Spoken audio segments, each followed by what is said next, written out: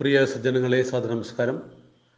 ഭഗവത്ഗീതയിലെ 1-ാമത്തെ അധ്യായം അർജുന വിഷാദയോഗത്തിലെ 8-ാമത്തെ ശ്ലോകമാണ് നാം ഇപ്പോൾ ചർച്ച ചെയ്തുകൊണ്ടിരിക്കുന്നത്. ഭവാൻ ഭീഷ്മശ്ച കർണശ്ച കൃപശ്ച സമിതിഞ്ജയഃ അശ്വത്ഥാമാ വികർണശ്ച സൗമദത്തിർജയദ്രഥഃ.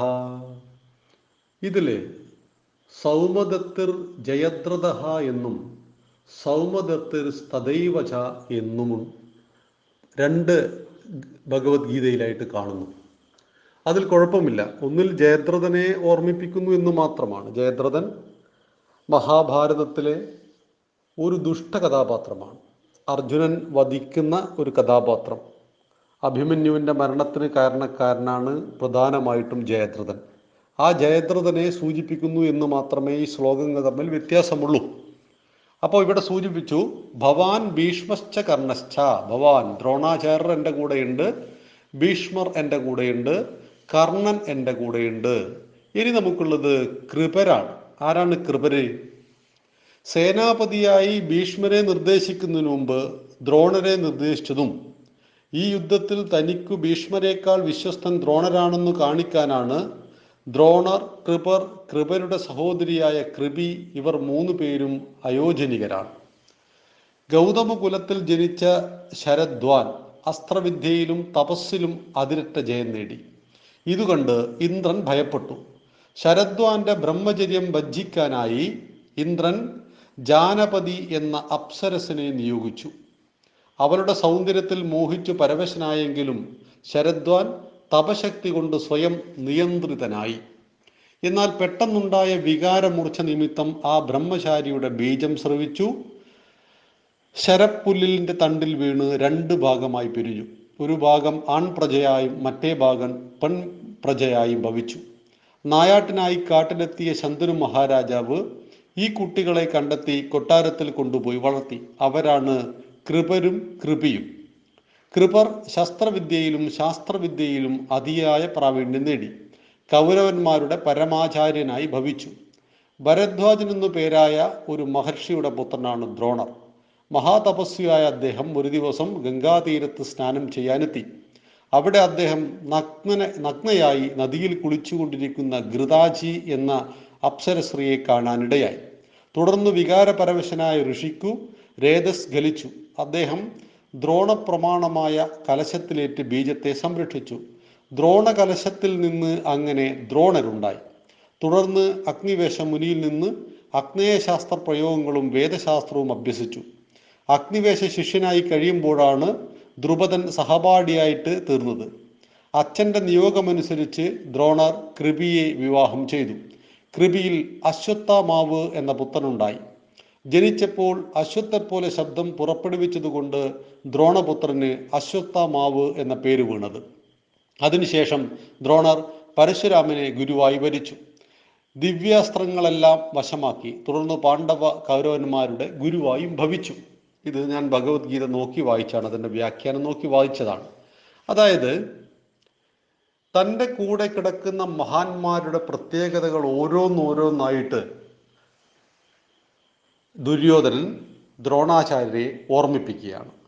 നമ്മുടെ ഈ കഥകളിലെല്ലാം തന്നെ മഹർഷിമാരുടെ തപസ്സിളക്കാൻ വരുന്ന മേനകയെ, രംഭയെ, തിലോത്തമയെ, ഉർവശിയെ ഒക്കെ നമ്മൾ കേട്ടിട്ടുണ്ട്. അവർ അപ്സരസുകളാണ്. എന്ന് വെച്ചാൽ 1000 ഐശ്വര്യറായിമാരേക്കാൾ സുന്ദരിയൊക്കെയാണ് ഉർവശിയും തിലോത്തമയും ഒക്കെ എന്ന് പറയുന്നത്. ആ സൗന്ദര്യം മാനുഷിക കാഴ്ചപ്പാടിനേക്കാൾ, അല്ലെങ്കിൽ നമ്മുടെ ഒരു ഭാവന ഉണ്ടല്ലോ സൗന്ദര്യത്തിൻ്റെ, അതിൻ്റെ എത്രയോ ആയിരക്കണക്കിന് ഇരട്ടി വരുന്ന സൗന്ദര്യ രൂപങ്ങളാണ്. എന്തുകൊണ്ടാണ് തപസ്സനുഷ്ഠിക്കുന്ന വ്യക്തിയെ സ്ത്രീയെ അയച്ച് മുടക്കാൻ പരിശ്രമിക്കുന്നത്? ഒരു മനുഷ്യനെ ഏറ്റവും കൂടുതൽ ആകർഷിക്കുന്നത് എതിർലിംഗമാണ്. ആ എതിർലിംഗത്തിൽ പുരുഷൻ സ്ത്രീയെയും സ്ത്രീ പുരുഷനെയും ആകർഷിക്കും.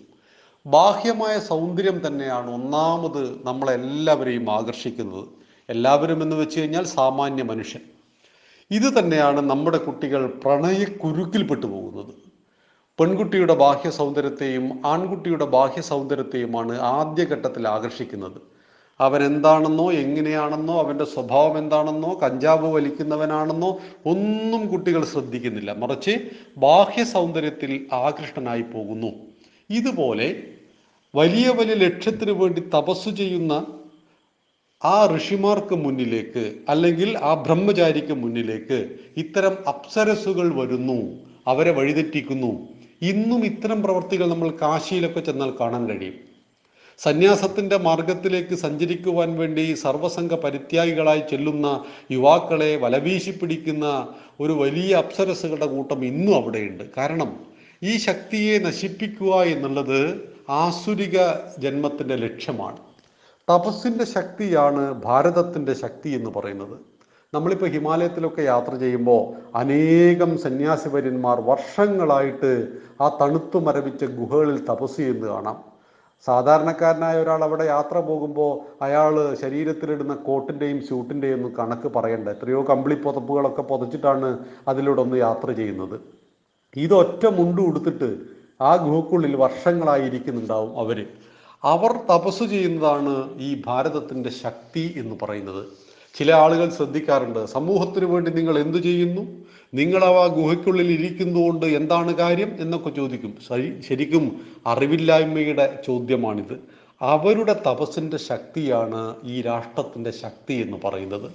തപസ് അനുഷ്ഠിക്കുന്ന വ്യക്തി നേരിട്ട് വന്ന് കാര്യങ്ങൾ ചെയ്യേണ്ട ആവശ്യമില്ല. ആ തപസ്സിൻ്റെ ശക്തിയിൽ നിന്നും രാഷ്ട്രം അതിൻ്റെ ഉജ്ജ്വലമായ മാതൃകകളെ ഉണ്ടാക്കിക്കൊള്ളും. രാഷ്ട്രം അതിൻ്റെ ഏറ്റവും നല്ല അവസ്ഥയിലേക്ക് യാത്ര ചെയ്തുകൊണ്ടിരിക്കും. അപ്പോൾ ആ തപസ്സിനെ മുടക്കുന്ന ശക്തികൾ എല്ലാ കാലത്തും ഉണ്ട്. ഇന്ന് മറ്റു പല രൂപത്തിലുമാണെന്ന് മാത്രം. ഓരോരോ കാലഘട്ടത്തിൽ തപസ്സിനെ മുടക്കുന്ന ശക്തികളിൽ നിന്നും സമാജത്തെയും ഈ പറയുന്ന പരമ്പരയും രക്ഷിക്കേണ്ടത് നമ്മുടെ എല്ലാവരുടെയും കടമയാണ്. അതുകൊണ്ട് തന്നെയാണ് തൻ്റെ കൂടെ നിൽക്കുന്ന ആളുകളെല്ലാം തന്നെ കേമന്മാരാണ് എന്ന് വീണ്ടും വീണ്ടും ആത്മവിശ്വാസം കുറഞ്ഞു പോയ ദുര്യോധനൻ ദ്രോണരെ ഓർമ്മിപ്പിച്ചു കൊണ്ടിരിക്കുന്നത്. ഭവാൻ അങ്ങ് കൂടെയുണ്ട്, ഭീഷ്മരുണ്ട്, കർണനുണ്ട്, കൃപരുണ്ട്, അതുപോലെ തന്നെ അശ്വത്ഥാമാവുണ്ട്. ഇനി ജയദ്രഥൻ ആരാണ് ജയദ്രഥൻ? ജയദ്രഥൻ ഞാൻ നേരത്തെ സൂചിപ്പിച്ചു, മഹാഭാരതത്തിൽ വളരെയേറെ വെറുക്കപ്പെട്ട ഒരു കഥാപാത്രമാണ്. ഇദ്ദേഹം സിന്ധു ദേശത്തെ രാജാവാണ്. കൗരവന്മാരുടെ ഏക അളിയനാണ് ഇദ്ദേഹം. 100 കൗരവന്മാർക്ക് ഒരു പെങ്ങളുണ്ട്, ദുശ്ശള. ഈ ദുശ്ശളയുടെ ഭർത്താവാണ് ജയദ്രഥൻ. ഒരിക്കൽ ജയദ്രഥൻ ദ്രൗപദിയെ, പാഞ്ചാലിയെ അപഹരിക്കാൻ ശ്രമിച്ചിട്ടുണ്ട്. അന്ന് ഭീമസേനൻ അടിച്ച് റെഡിയാക്കി മൂപ്പരെ. ഭീമസേനന്റെ അതിഗംഭീരമായ മർദ്ദനത്തിൽ സാരമായ പരിക്കുകൾ പറ്റിയ ആളായിരുന്നു ജയദ്രഥൻ. ജയദ്രഥൻ തുടർന്ന് ശിവനെ തപസ്സു ചെയ്ത് പ്രത്യക്ഷപ്പെടുത്തി വരം മേടിച്ചു. എന്തായിരുന്നു ആ വരം? പാണ്ഡവന്മാരെ എനിക്ക് ഒറ്റയ്ക്ക് ജയിക്കാൻ കഴിയണം, എല്ലാവരെയും ഞാൻ തോൽപ്പിക്കും.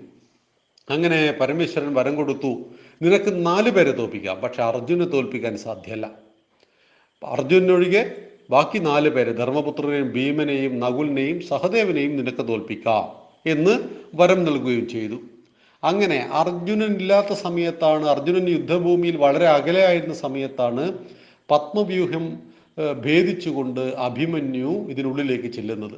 ഉള്ളിൽ കടന്ന് സകലതിനെയും നശിപ്പിച്ച് പുറത്തു കടക്കുന്ന വിദ്യ മറന്നുപോകുന്ന അല്ലെങ്കിൽ അറിയാത്ത അഭിമന്യുവിനെ ജയദ്രഥൻ ചതിച്ചു കൊല്ലുകയായിരുന്നു.